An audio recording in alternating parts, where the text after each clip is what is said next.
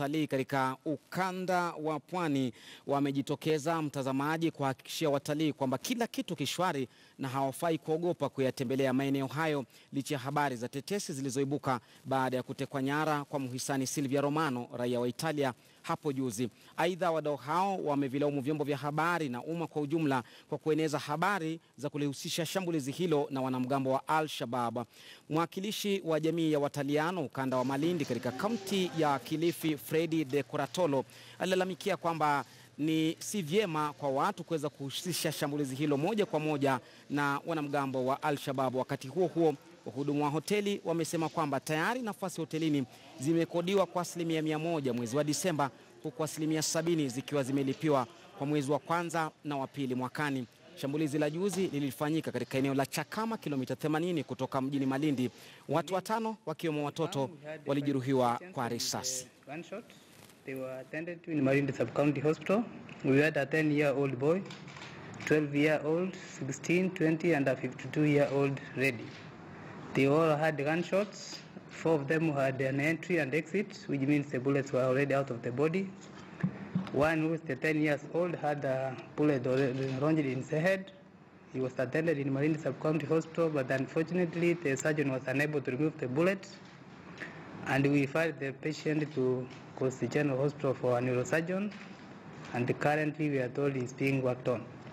As per now, the 4 patients in Malindi Sub-County Hospital are stable and they are being treated well. There was nice coordination between the security department and our department in reference to provision of ambulance to evacuate the persons who are injured.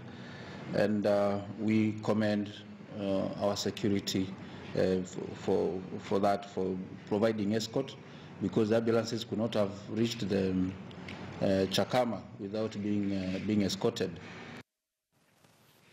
Na tusalie na taarifa hiyo. Watu 5 waliopata majeraha ya risasi kwenye shambulizi la Jumanne usiku sehemu ya Chakama katika kaunti ya Kilifi wapo katika hali nzuri, mtazamaji, na sio hali ya hatari, huku maafisa wa polisi wakiwazuia washukiwa 14 kunradhi kutokana na tukio hilo katika makao ya watoto sehemu ya Chakama. Operesheni ya kuwatafuta, mtazamaji, operesheni ya kumtafuta mfanyikazi mmoja wa kujitolea raia wa Italia aliyetekwa nyara inaendelea. Alimanzu ana taarifa hiyo. Siku moja baada ya shambulizi katika nyumba ya watoto mayatima sehemu ya Chakama huko Malindi, kaunti ya Kilifi, maafisa wa usalama wakiongozwa na vikosi vya jeshi la KDF, polisi wa kawaida, GSU, KWS na maafisa wa polisi wa utawala wanaendeleza operesheni maalum kumnusuru msichana wa Kitaliano kwa jina la Silvia Romano mwenye umri wa miaka 23 aliyetekwa nyara na watu 3. Upon receiving that report, we moved very fast to make sure that we bring these people to book. In fact, there were only three men armed with AK-47 rifles.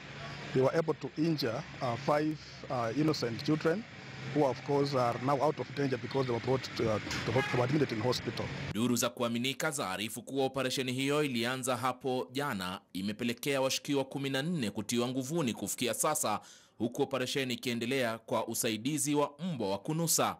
These are not arrests. We are only, asking these people to stay with us so that they can give us information that can lead us to arrest the perpetrators or the abductors. Wakati huo huo, mkuu huyo wa polisi ukanda wa Pwani, Noah Muivanda, amewataka wakazi kushirikiana na polisi huku akitoa hakikisho kwa watalii wanaozuru sehemu hiyo ya Malindi. Both local and foreign tourists, that this is a very isolated incident and it's not cow us from visiting this region. The region is well secured. Maafisa wa polisi vile wanatumia kamera za angani wanazozidhibiti kusaidia uchunguzi wao ili kusaidia kupatikana kwa msichana huyo kwa haraka. Ali Manzu, KTN.